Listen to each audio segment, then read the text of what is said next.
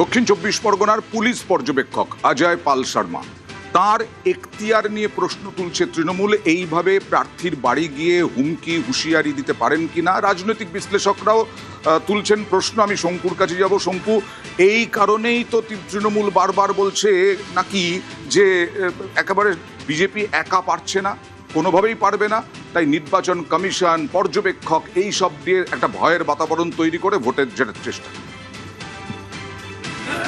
বলছি, আমি যখন শো শুরু করেছিলাম তখন আমি বলেছিলাম যে তৃণমূল মানেই তো গুন্ডা, কি অসুবিধা হয়েছে? তখন আপনি রেড়ে করে উঠেছিলেন। আপনার শো দেখে একজন বিশিষ্ট তৃণমূল নেতা, যথেষ্ট সিনিয়র, বহুদিন ধরে করছেন, আমি তার নাম কোট করব না, তিনি একটা মেসেজ করেছেন, বলেছেন শঙ্কু আমি তো তৃণমূল করি, তাহলে আমিও কি সমাজ বিরোধী গুন্ডা? শুনে বিষয়টা আমার ভালো লাগলো না, আমি কেন কানেক্ট করছি। দেখুন, তখন আমার মনে হয়েছিল এটা নিয়ে আমি আরেকবার রিথিঙ্ক করবো, যেটা ঠিক কি ভুল হয়তো আপনাকে বলবো। কিন্তু এখন একটু আগে আপনি যা দেখালেন, যেটা দেখলাম, সেটা দেখে আমি তো চাপে পড়ে গেলাম। কারণ তৃণমূলের ক্যান্ডিডেট হলতাতে দাঁড়িয়েছেন, তার নাম জাহাঙ্গীর, তাকে খুঁজছে বলে গোটা তৃণমূল রেডে করে নেমে পড়েছে। তিনি নিজেই বলছেন তিনি চোরাচালানকারী একটা ক্যারেক্টার, চন্দন কাঠের চোরাচালানকারী পুষ্পা। তিনি বলছেন যদি পুলিশ আমার বাড়িতে আসে তাহলে আমি পুষ্পা, আমি ঝুঁকেগা নেই, আমি চোরাচালানকারী। তো যে তৃণমূল তার নিজের ব্র্যান্ডিং নির্বাচনের আগের দিন নিজেকে গুন্ডা বলে এস্টাবলিশ করে, চোরাচালানকারী বলে এস্টাবলিশ করে, নিজেকে অপরাধী বলতে খুশি হয়, সেই তৃণমূলের হয়ে কেন গলা ফাটাবেন? কেন বলবেন? কেন তার এগেনস্টে ব্যবস্থা হবে না?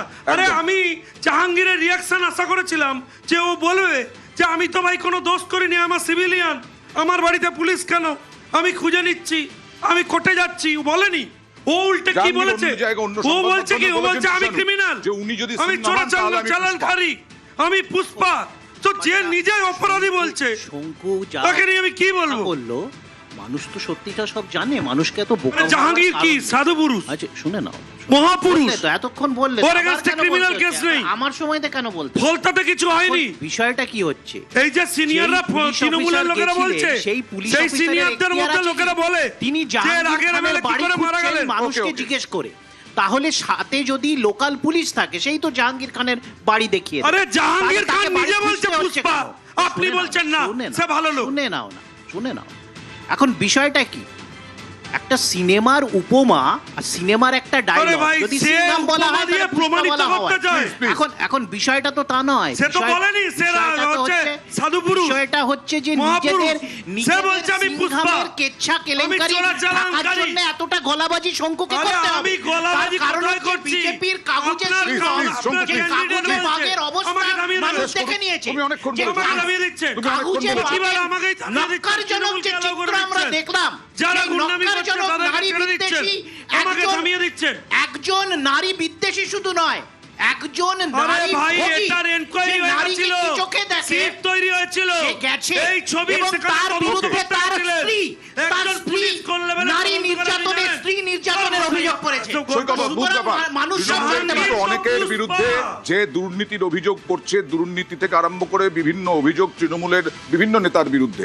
এখানে জাহাঙ্গীর খানের বিরুদ্ধে দুর্নীতির অভিযোগ এর আগে ছিল, এখন জাহাঙ্গীর খান নাকি প্রার্থী হয়ে তিনি ধমকাচ্ছেন চমকাচ্ছেন। দুদিকেই হচ্ছে ভারসাম্য। একটা লাইন বলছি, একটা লাইন। মানুষ মারার অভিযোগ স্বরাষ্ট্রমন্ত্রীর কাছে আছে, স্বরাষ্ট্রমন্ত্রীর বিরুদ্ধে মানুষ মারার অভিযোগ। জাহাঙ্গীরের বিরুদ্ধে কি নরেন্দ্র মোদী প্রধানমন্ত্রী হওয়ার পর সেই কেসটা প্রত্যাহার করেছে। কি কথা বলছেন? মানুষ মারার কেস আছে, খুনে, এটা ক্রিমিনাল কেস।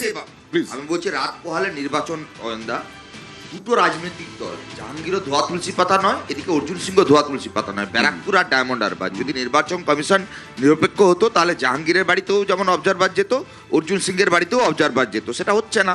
বিজেপি আজকে কাকে সিংহম মানাচ্ছে? দুদিন আগে পৌরসভা নির্বাচন, পঞ্চায়েত নির্বাচনে রাজীব কুমারকে তৃণমূল সিংহমের কায়দায় অবতীর্ণ করেছিল। আজকে জাহাঙ্গীরের জন্য এরা ডিফেন্ড করছে। দুদিন আগে শাহজাহানের জন্য ডিফেন্ড করেছে, এনকাউন্টার স্পেশালিস্ট হিসেবে সিংহমকে ভরসা করছে বিজেপি, আর এখানে রাজীব কুমার ফাইল চুরি থেকে সমস্ত তদন্ত লোপাট থেকে সব পঞ্চায়েতে ভোট লুট করা থেকে সব করেছে। মানে বোঝা যাচ্ছে দুটো রাজনৈতিক দল মানুষের ওপর আস্থা হারিয়ে ফেলেছে। আমলা, নির্বাচন কমিশন, পুলিশ, গুন্ডা, ক্রিমিনাল এরাই মোটামুটি রাজনীতি নিয়ন্ত্রণ করবে। দেখুন সিনেমার তো যাত্রাপালা চলছে না, এটা এই তো 5 বছরে পশ্চিমবাংলার মাটিতে স্কুল কলেজ হাসপাতাল হবে কি হবে না? মানুষের অধিকার নিয়ে কথা বলা ডায়মন্ড উচিত। হারবার, আমি এক লাইন শুধু বলি, ডায়মন্ড হারবারে বোমাগুলি বন্দুকের আওয়াজ বন্ধ হবে কি হবে না? ব্যারাকপুরে ভোট লুট বন্ধ হবে কি হবে না? ক্রিমিনালরা যদি বাংলার রাজনীতির মুখ হয় তাহলে বাংলার জন্য বিপদ। অর্জুন সিং থেকে জাহাঙ্গীর, অজয় শর্মা থেকে রাজীব কুমার, এদের সবাইকে গণতান্ত্রিক ব্যবস্থা থেকে দূরে সরানো। আজকে তো অভিযোগ নয়, সেটা বাম আমল থেকে এরকম অভিযোগ যে বিভিন্ন নেতার বিরুদ্ধে বিভিন্ন নেতার বিরুদ্ধে অভিযোগ। আরে ভাই, না না না, বাম আমলকে টেনে আনা খুব সহজ। এই যে- কবে ডায়মন্ড হারবার সাড়ে ছটা এই যে- ছিল না? মরতে সবে হয়েছে। অর্জুন সিং এর মতো নেতারা 10 বার জামা পাল্টে তৃণমূলে যোগ দিয়েছে। খালি বাম আমল, বাম আমল ছিল বলে ডায়মন্ড হারবারের ওকে, উৎসব আছে। ব্যারাকপুরে তৃণমূল বিজেপি জিততে পারে। সিপিএম জ্ঞান দেবে ওকে। খুনি করা তারা অর্জুন সিং এর জন্য ওকে, চোখের আমার কোণা মনে দুটো হয় খুনি অর্জুন খুনি সিং হবে। বোঝাতে পারতো। পশ্চিমবঙ্গের রাজনীতিতে অর্জুন সিং ওকে, প্লিজ। তাড়াতাড়ি চেয়ার বদল করো। বরং তৃণমূলের প্লিজ না, ব্যক্তিগত বিষয় না। পশ্চিমবঙ্গের রাজনীতিতে এটা নতুন নয়। এবং যদি বলি ভোটের দিনের আগে অনেক নির্বাচন কমিশনের মানে আমি বলছি সাফল্য কিনা, যে এখনো কিন্তু একজনও খুন হননি, এখনো কিচ্ছু হয়নি, বোমা পড়েনি। খুন হয়েছে, একজন কংগ্রেস কর্মী খুন হয়েছে, তুমি জানো। এবং আজকে এবার নুরে আলম কংগ্রেসের বুথ কর্মী খুন হয়েছে, আরো বুথ ঘটনা। প্রেসিডেন্ট খুন হয়েছে। এবার প্রশ্নটা আমি সেখানে আসছি না, তুমি বাস্তব কথা বলেছো।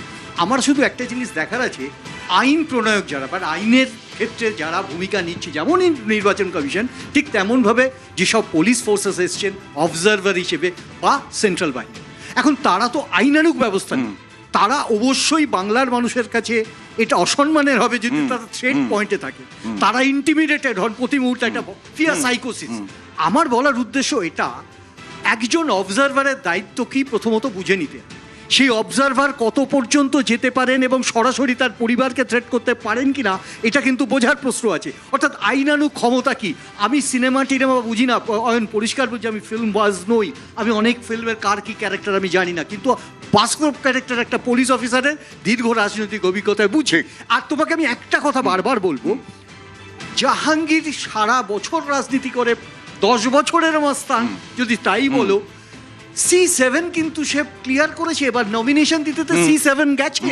এই C7 তার declaration of criminality of what ever the cases নির্বাচন এগুলো কমিশন আছে, clear করেছে। এগুলোর পরিপ্রেক্ষিতে ব্যবস্থা নেওয়া যায়। তুমি তার জন্য তার বাড়িতে গিয়ে থ্রেট করছো কেন, আমি এটা বুঝতে পারি। Okay. এটা অবশ্যই আমি একটা কথা বলি। গ্রান্টেড বা অ্যাকসেপ্টেবল এই যে নয়। বহির রাজ্য থেকে বিজেপির নেতারা যে এত এত কোটি কোটি টাকা বিলি করছে, সোনার গয়না বিলি করছে, আমরা বারবার নির্বাচন কোনো কমিশনকে baseless অভিযোগ করছি। অভিযোগ, baseless। আজকে উত্তরপ্রদেশের কোনো ঘটনা বিজেপি নেতা ঘটেনি। মুখ্যমন্ত্রী হেরে যাবেন বলে নিয়ে গল্প দিচ্ছেন। পোস্ট শেয়ার ধরেননি করছে। কেন? কি ব্যবস্থা নিয়েছে পুলিশ তো নির্বাচন আপনাদের ছিল, কমিশন? ধরেননি কেন? নির্বাচন কমিশনের কাছে মুখ্যমন্ত্রীকে নিয়ে যদি পুলিশ যথাযথ মনে হতো তাহলে তো ব্যবস্থা নিত। আমরা তো চতুর্থ সরকার আবার গঠন হওয়ার পর করবেন না। ব্যবস্থা নেব, এদের Okay. টেনে আনবো। গল্প দেবেন না, কিন্তু গলার তারা টিপ বলুক, দেবেন। নির্বাচন কমিশন তৃণমূল বলছে আগে চতুর্থ করে সরকার কিন্তু গঠন হওয়ার পরে পরিষ্কার ব্যবস্থা নেবে, বিজেপি বলছে যদি এই রাজ্যে ক্ষমতায় আসে তাহলে তৃণমূলের বিরুদ্ধে ব্যবস্থা নেবে।